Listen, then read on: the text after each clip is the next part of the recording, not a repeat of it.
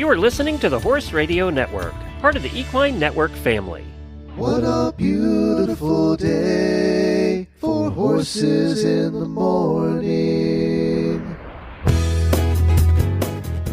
You are listening to the #1 horse podcast in the world. Here is your entertaining look at the horse world and the people in it.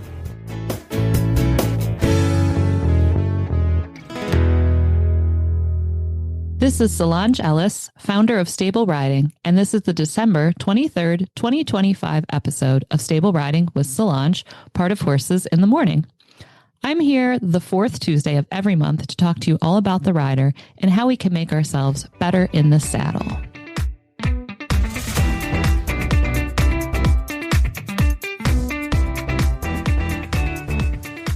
Coming up on today's show, we're going to focus on complex body histories and how they affect our riding. All riders have bodies, and all bodies have histories, as well as current states of being. We all know this when we think about it, but the nuance of individual rider bodies and our body's needs are often skipped over in the horse industry. Discussing the horse industry and how it views, treats, talks about, and sometimes also ignores riders' bodies is actually a large part of my podcast for next month, so stay tuned. That's going to be a good one. But for this episode, I will stay in my current topic lane and talk about complex bodies. But before that, I have a brief PSA about kids and their bodies. Lots of kids take lessons, and lots of us have kids who are enrolled in lessons, and often, being that they are kids, it is assumed that it's so much easier for them to learn to ride and therefore be taught to ride.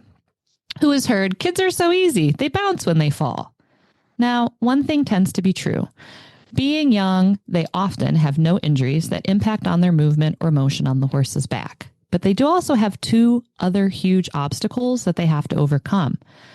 One, they're often light mass. And this is a big deal. And I mean a really big deal, because 120 pounds is minimum optimum rider mass. When a rider is under that 120 pound weight limit, they do not possess enough physical mass to keep their hands, feet, and hips down simultaneously as the horse's gaits get more disrupted, either by speed or individual motion. And I always tell everybody, who's seen a little tiny kid riding a bouncy pony and they kind of look like a monkey riding a pig at the circus with their crazy monkey arms? This is why, because they're light mass. Light mass riders require a very special type of instruction that allows them to be stable with this physical handicap. There's nothing sillier and possibly more dangerous than expecting a small child to ride the same way as a grown man does. Now, one thing about kids is that they do grow, which means that they will not stay light mass forever, though I do teach some petite adult ladies who are below or at that limit. But this means that they grow. Their bodies change wildly and sometimes rapidly. Limbs are new lengths, their center of mass changes, everything. So as they grow, they have to change their position in real time to compensate for their new bodies. People do assume teaching kids is easier. Again, that whole old dog, new trick thing. But in reality, teaching kids is actually much more difficult. You're often starting with simply not enough kid physically. You're also shepherding them through multiple growth phases, all while safeguarding their confidence, stability, and safety. So if you teach kids or have a child who's enrolled in riding, please be very aware of their weight to height ratio. If any of you have any questions about this, as always, please feel free to reach out to me. I'm happy to answer any questions you might have. Back to the grown-ups. Okay. If we were being really honest, almost all adult riders have complex body histories to some degree. We all have injuries, surgeries, and other things that let us know it's going to rain soon. Within my stable riding system, when I categorize complex body history riders, this includes riders who have had joint replacements, resurfacings, or fusions, past injuries, some horse-related, some not, that affect the rider's range of motion or mobility, past or current illnesses that present in a rider as weakness or loss of mobility or motion, scoliosis to varying degrees, multiple sclerosis, or cerebral palsy. These riders come to my program and specifically the lab for a few reasons. The tools in the lab offer these riders a place to safely explore what their body can and cannot do. My tools allow them to mimic all the possible positions that they may need on a horse without the risk of finding their limit on the back of a giant moving flight animal. having a lower risk space to explore and learn in is very important for my complex body history riders, as often they will pay a higher physical cost should they fall. This does not make them cowardly. It makes them reasonable and logical, and in my opinion, quite brave. These riders are so committed to continuing their relationship with riding that they're willing to take the time to do a deep dive into their own physicality and create an individual riding system that allows them to keep doing what they love. That takes some serious courage.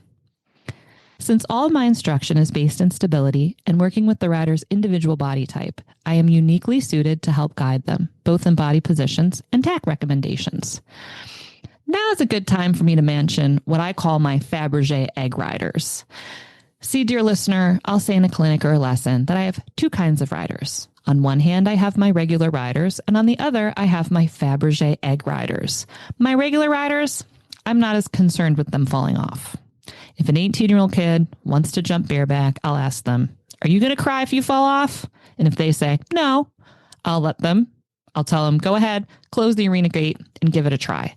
And if they fall off, I usually don't even stand up out of my chair, because the price they pay from that fall is maybe when they roll over the next morning, when their alarm goes off, they notice that one side of their butt hurts. And that's basically it, because those riders are in a time and place in their life where it's appropriate for them to try these sorts of things. Now, my Fabergé egg riders, those are the riders I really don't want to drop. They cannot really afford to hit the ground. So with these riders, my instruction is more conservative. The horse choices, position options, tack, and activities are all designed to minimize the risk to their bodies. My complex body history riders are almost always my Fabergé egg riders. Teaching complex bodies is one of the most challenging and rewarding things I have the honor to do in my work. I've done some of my best curriculum building and creation working with these riders.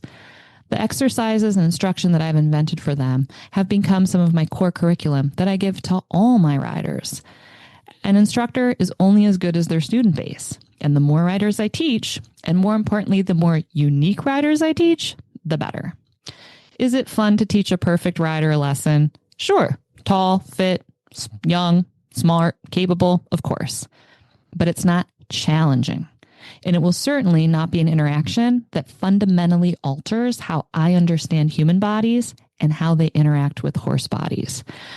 To quote Holmes, data, data, data. I cannot make bricks without clay. So again, of course, I have the most perfect rider as a guest to speak on this subject. Are you noticing a pattern yet? This month, I have Stephanie, a complex body history rider who is committed to her skill set and has recently achieved several of her big riding goals.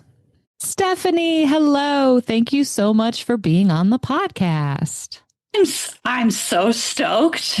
I'm so excited. Thank you for having me. I know how much fun we're going to have, so I'm very excited for it. Okay, let's start with how we met. I remember meeting you almost 2 years ago. One of my other riders and a friend who's also a riding instructor recommended you to me specifically for the lab. It was right before Equine Affair in 2024 when I went in Columbus.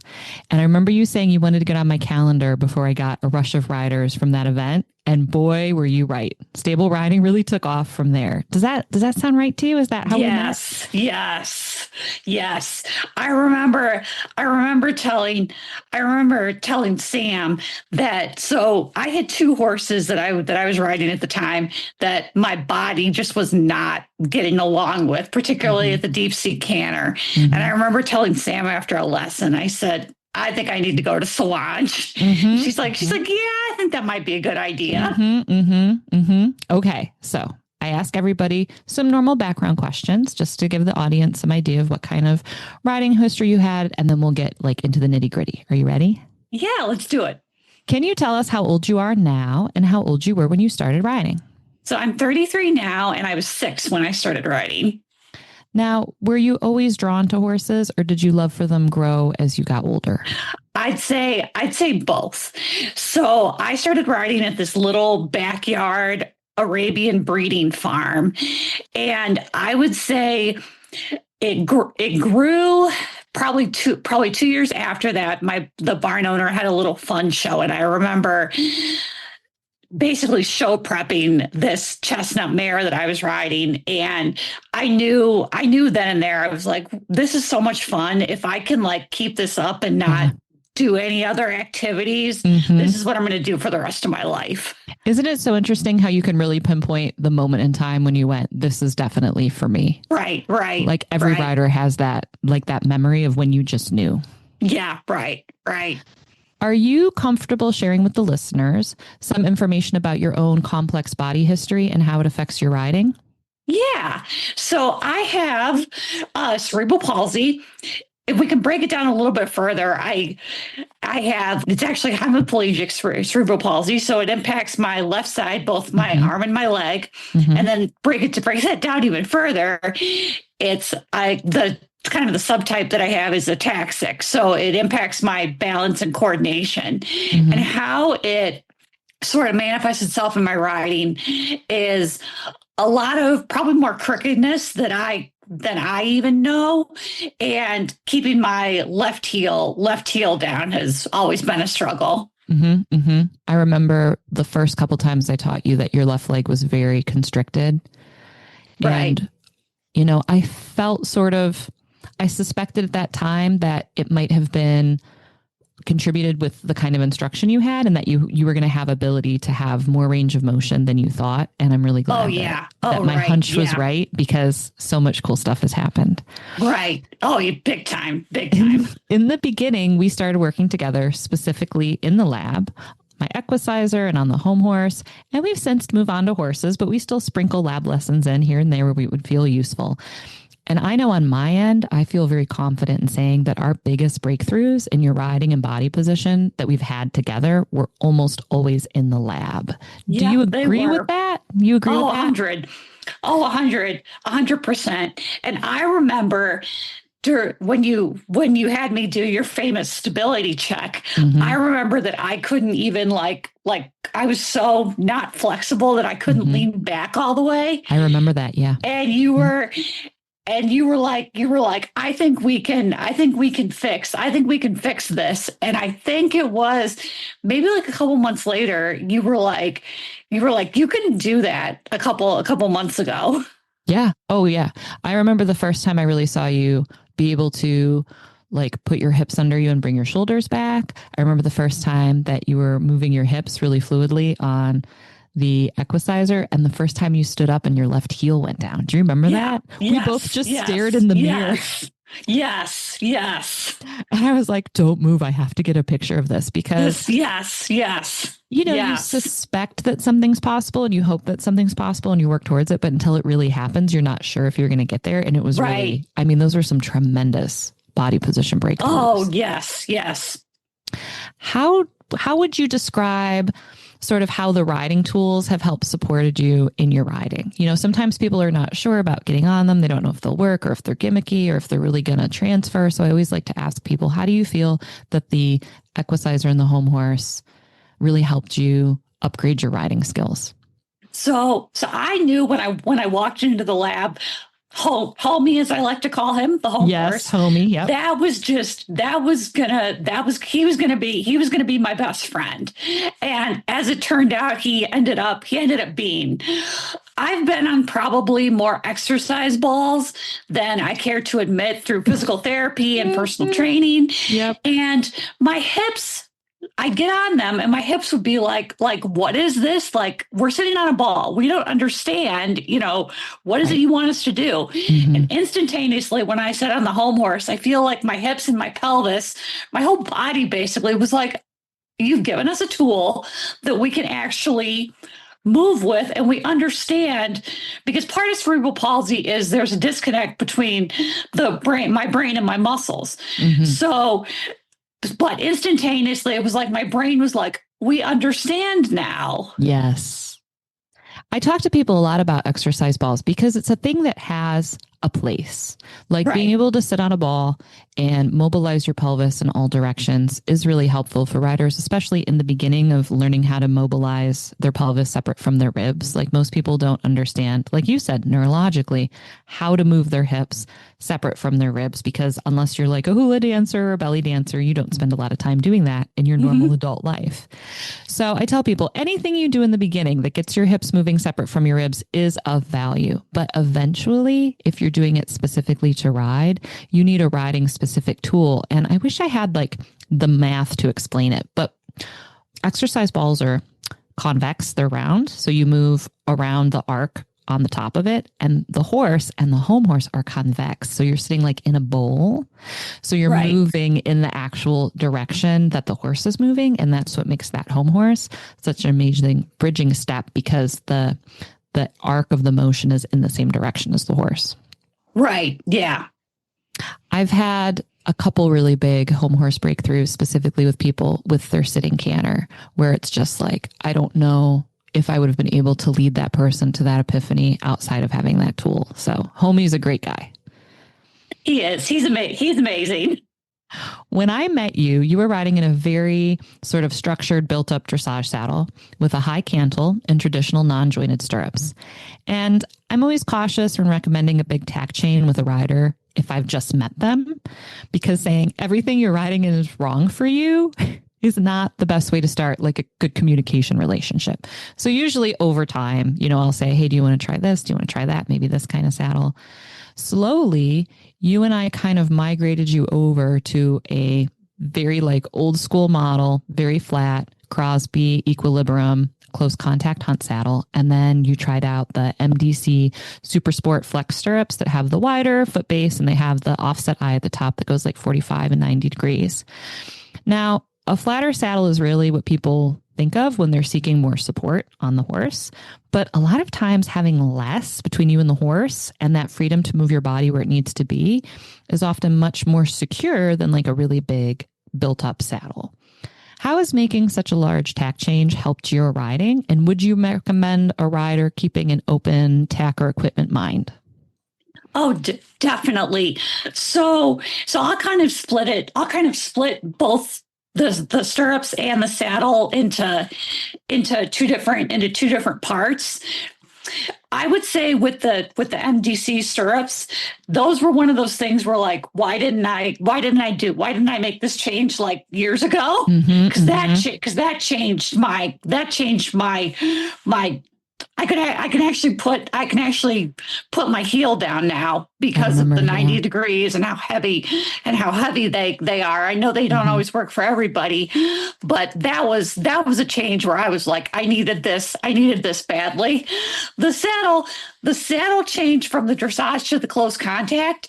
I think that was able to come because I realized that, I'm getting way more flexible, but I'm being constrained by the yes. saddle. And everybody noticed it. Sam noticed it. My other instructor noticed it. You noticed it. So by the time I came to you and Sam and was like, I think I need to start looking for a close contact. And I'd been in yours enough that I realized that this was the way to go. So I would just say to anybody, just keep an open mind. That Western saddle that you have or that dressage saddle, may not serve you in the long run. It's always been a priority for me to have like a sort of like a library of tack here on site for riders to try out, because they're big investments. It's a big purchase. Sometimes you have to order them. You're not sure. Shipping's a whole thing. So to be able to come to a place and try different tack out. And now that we have so many wonderful equisizers, I can tack up 3 or 4 equisizers in 3 different, I call them little outfits. And you can go from one to the other in quick succession and feel different flap conformations, different seat types, different stirrup types. The stirrups are, they're the foundation of our riding position. And yes. I am deeply in love with my old school Herm Sprenger, like the 4 ball joint stirrups. I can never ride in anything else because of the way my legs are. So I understand when people find something that they really love, how transformative it can be. And also that it's okay to sort of stray from that non-traditional place. Because when I started riding in my jointed stirrups, it was early in like the nouveau stirrup sort of idea. And people were like, you can't ride in those. They're not traditional. And I'm like, yo, fam, my right foot goes numb. Yeah. Yeah. Like if I try and put my heel down against something that doesn't bend, and I think it's better that I don't lose feeling in my foot. Exactly. And now stirrups are much more, it's more socially acceptable in the horse world to have a different kind of stirrup. So I'm glad to see that we've sort of opened our minds a little bit, but especially for riders with injuries or complex bodies, different stirrups, man, it can be a literal game changer. Yes. And I didn't realize with the MDCs how the heaviness of it would really help me. It would really help me out. Because I know it's popular now to have, everybody's like, oh, the lightweight. Yeah. But I didn't realize how them being so heavy would help. Well, and it's that individual rider. This is where we come back to that individualization that all riders need, but then riders with complex body histories need even more. And being open to the process and willing to do that kind of deep diagnostic work to find out what's happening, because sometimes the results are worth it. Yeah. So as you mentioned, you ride at several different facilities. And this past summer, you had a really wonderful show season. And I know I most likely have listeners who also compete in show. So I thought that would be a great story for you to tell. Yeah. So my barn goes to a show that's like a 5-show series. Mm-hmm. And I was able to do all 5 of them. And I got to finally see where all of my, lab work and, just extra riding in general just really paid off. And I actually got to show the horse. That was one of the reasons why I came to you, because he's very, very seat friendly. Mm-hmm. And I don't typically ride horses that you need to use a lot of seat for. Yeah. And to be able to go into the ring and barely touch my reins at all, to have my other instructor by the outside of the ring and go, don't look down, but your heels are freaking awesome right now. Yes! It was just unreal. Yes, I get chills thinking about it. Unreal. Mm-hmm, mm-hmm, mm-hmm. Well, and that's, you're able to access your weight aids now. And how cool is that? It opens you up to a whole new range of horses, and the horses you're currently riding a new sort of nuanced communication, and the horses almost universally prefer a weight aid over like a rein or a leg aid. So when riders can get to have really competent weight aids, it's such a fun evolution to watch. Yeah. Yep. So this past summer, you and I had a 2-day rider intensive. It was so fun. It was. This was a full day intensive. So we spent 6 hours a day together. You'd asked me to share clips and the story and videos of your intensive on my social media feeds. And we both got quite a lot of hate from the comment section. Now, we all know that the horse world is full of strong personalities, big opinions, and the occasional mean girl. I want to ask you, how did you handle all that negativity? And how would you recommend someone going through a comment section attack comes through on the other end with their sanity intact? So I believe I was like the fifth or sixth rider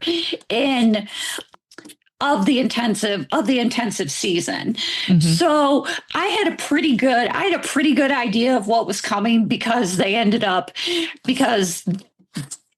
Courtney, who was your Mongol Derby rider, yes, had started getting pretty attacked for hers. Yes. And I thought, if they're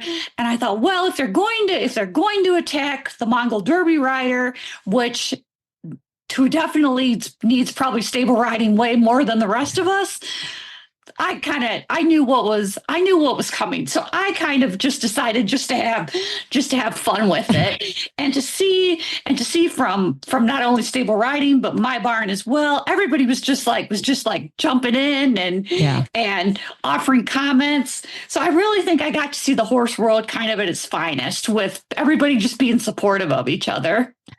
I think that's a really healthy, wonderful outlook, and you were the perfect person to be willing to share sort of your story publicly.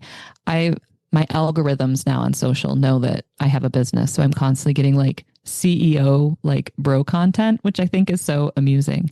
And I watched a guy who I actually really like talk about hater comments and stuff like that. And he says, anytime anyone disagrees with decisions I'm making, I just think to myself, they're publicly saying that I'm living my life in a way that they don't prefer.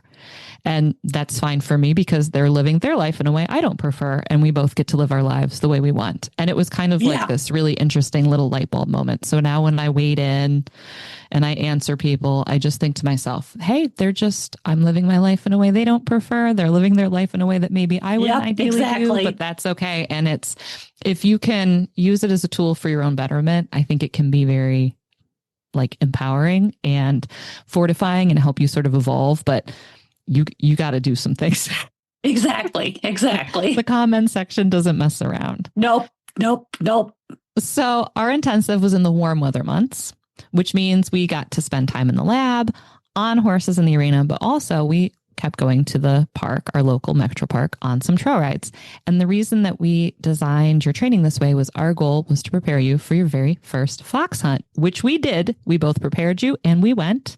We were blessed with a truly fabulous day out hunting. I mean, it was like Pixar designed this day. The weather was perfect. The light was gorgeous. It was really amazing. So I want to ask you, what was your favorite part of riding the hounds? So I will say my favorite part of riding the hounds was cantering around the little meadow field that we did. Yes. But I will say I'm the type of person that always enjoys like the prep to it. Yes. So well then boy is fox hunting for you. Yeah, right. So after my intensive, I would take any opportunity at my home barn to try and get out of the arena as much as possible. Mm-hmm. And thankfully we have a very steady Eddie Appaloosa. His name's Finn, and he loves to get out of the arena as well. So I would go around our yard. Any lessons I would have, Sam would take me, down our trails. Mm-hmm. And probably the culmination of all that was the final ride that you had me do. You had me hook up with another one of your students, and we went down your trail so you could make sure that I was okay going down hills and such. Mm-hmm. And the moment that I knew I was 100% ready was me cantering Tulip around your cross country jumps. Yep. And I was like, anything could happen right now. Tulip could trip over a marmot hole. Mm-hmm. Yep. And we'll be fine. Yep. Now, stable riders, don't come after me. I love Tulip. Well, I think what you said was you have done a really great job in your riding and falling in love with the work. You love the prep, you love getting ready, you love the work. And for a sport like ours where you ride weekly and sometimes, more than once a week and sometimes more than one horse a day, but you only get to go to the event that you're preparing for so infrequently. You only go to a couple hunts a year, only a couple of 100 paces a year, maybe one or two big riding trips, or show season's kind of short, that it's like the prep work to event ratio is really unbalanced. So to not get burnt out and to still find joy in it and to still progress in it, you have to fall in love with the work. And I feel like you really have, Yes. Stephanie, I am endlessly impressed with your commitment to your riding and how much progress you have made in our time working together. As a rider who has successfully achieved your riding goals with a complex body history, what advice or encouragement do you have for other riders who may also fall into the complex body history category? I would say go to stableriding.us and book yourself at least a 1-day intensive. I would say don't worry if you don't think you can handle it. You're going to be able to. Mm-hmm. And then make sure you pack in your suitcase some donuts for baby James and Harvest cheddar chips for the goats. But also, I mean, something that I observe in you and then I know has contributed so much to your successes. You don't let anything stop you. You don't let anything hold you back. You don't let anyone talk you out of anything. You don't go engage in any negative self-talk. You're just really so unerringly, constantly positive.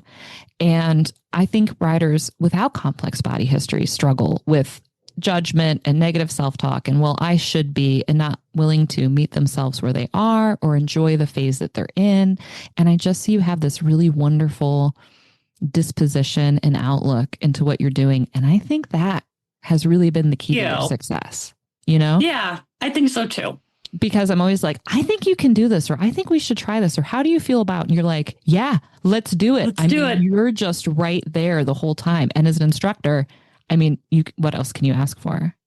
That's a fabulous student. Yeah. And I think the horses feel that vibe off you. I think the horses know that you're here and you're happy and you're present and we can do it and you're confident. I mean, confidence is something that's so difficult for riders to find, and it's so difficult for women to find that, you know, you should really take the time to be so proud of how you treat yourself and how you treat your riding, because it's really a breath of fresh air and has been a huge asset in your progression. Well, thank you. I'm just really proud of you, I've had so much fun. And the goats and the horses have had fun with cheddar, harvest cheddar, sun chips, and plenty of donuts. Everybody has a great time. Thank you so much, Stephanie, for taking the time to tell your story and inspire other riders on their riding journey. Thank you for having me. It was great.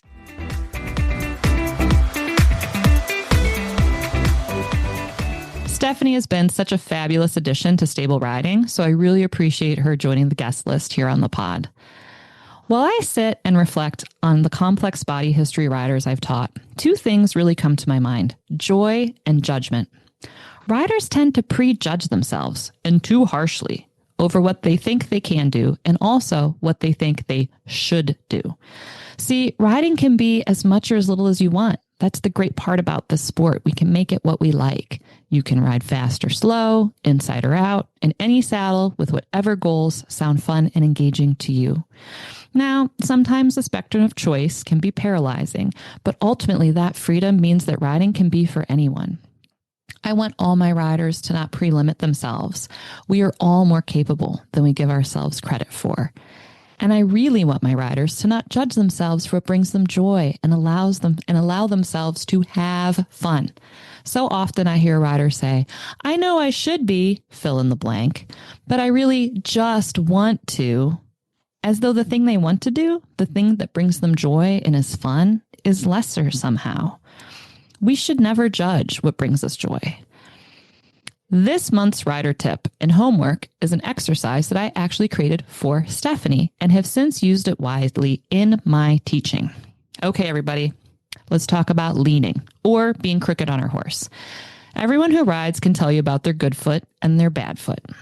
They will have a leg and foot that does their job, the heel that stays down and the leg that stays still, and the stirrup that's the foot that stays in the stirrup. Their other leg, that guy's the personality hire. He really phones it in. The other leg moves about, your foot is never in place in the stirrup, and you can just feel that heel coming up. First, let me explain why this happens, then tell you what to do to fix it, and then finally, I'll give you the rider tip to try out. Why does this happen to all of us to some degree? That's easy. There's no symmetry in nature. If we were to strip your flesh and measure your bones, your skeleton is not symmetrical on the left and right sides. One leg's a little longer than the other, et cetera, et cetera. So when you sit on a horse, you naturally drape one way or the other, making one side lower and heavier, that's your good side, and the other side higher and lighter, that's your bad side.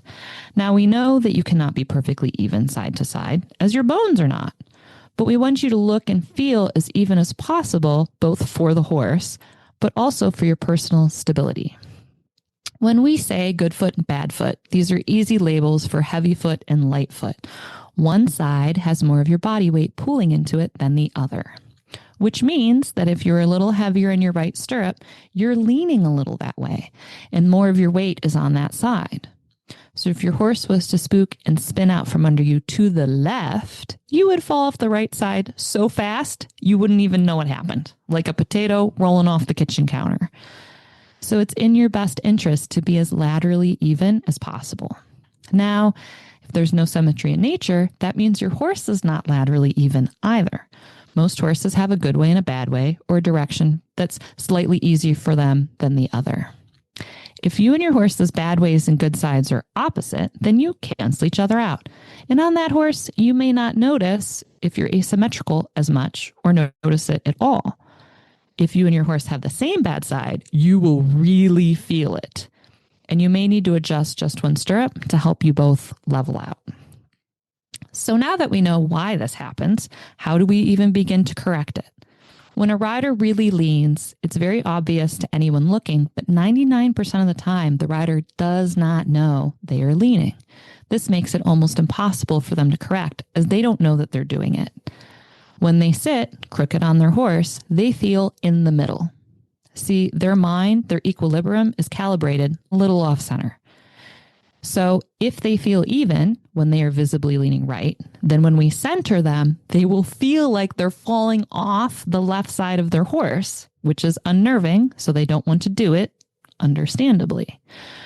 Also, since their good leg is the heavier leg, that leg gets stronger and looser and easier to use, while the bad leg is lighter and hollow, so that leg becomes weaker and tighter, making it much more difficult to use. Crookedness quickly becomes a self-fulfilling prophecy. We correct this by having the rider index both lateral sides of their body and swing from one lateral extreme to the other so that they feel what all the way right feels and what all the way left feels. Only when they know what both sides feel like can they shift their weight to both lateral extremes. Then they can center themselves in the middle. So here's the tip: what you can do to help stay laterally even on your horse. Start, if you can, in front of a mirror, standing on your own feet, and shift your weight all the way right and all the way left. Notice how your legs feel and also how your hips and shoulders look. You want to keep your shoulders and hips level as you shift side to side. Then sit on a hard chair or stool, preferably still in front of that big mirror, and repeat the exercise again using your seat bones instead of your feet, side to side, keeping your shoulders as level as possible. Next, onto your horse. Start with even stirrups and walk even amounts of strides, I'd say at least 12 or so, putting all of your weight in your left stirrup and then all of your weight in your right stirrup. And repeat this with both sides at least 5 times. Then we're going to shift to your seat bones. So now we're going to walk and you're going to put all of your weight in your right seat bone and then all of your weight in your left seat bone. And you'll repeat both sides at least 5 times for, again, a minimum of 12 strides. Now we're going to make it a little bit more tricky. We're going to add our head in. Return to shifting from side to side in your stirrups while also turning your head as far as you can in that direction, keeping your chin up and level as you swivel your head. Then, still including your head, shift from seat bone to seat bone. Once you've done all that, seek the middle. Even weight and pressure in your stirrups and seat bones. Once you've done it sitting your walk, then I recommend sitting trot and sitting canter if those are positions that you're often in on your horse. As always, if you can, have a friend film you from the front and back while you do this. The videos will not only show you your progress, but will also give you proof of when you're actually centered. You can find our show notes and links to today's guests and products in the show notes on your podcast player or on my website, stableriding.us. We are on Facebook, Instagram, and TikTok as Stable Riding. We're here once a month on the 4th Tuesday of every month. We have our own RSS feed. Just search Stable Riding with Solange in your podcast player, or you can find us on the main Horses in the Morning feed. All riders can be stable riders, and a stable rider makes for a happy horse.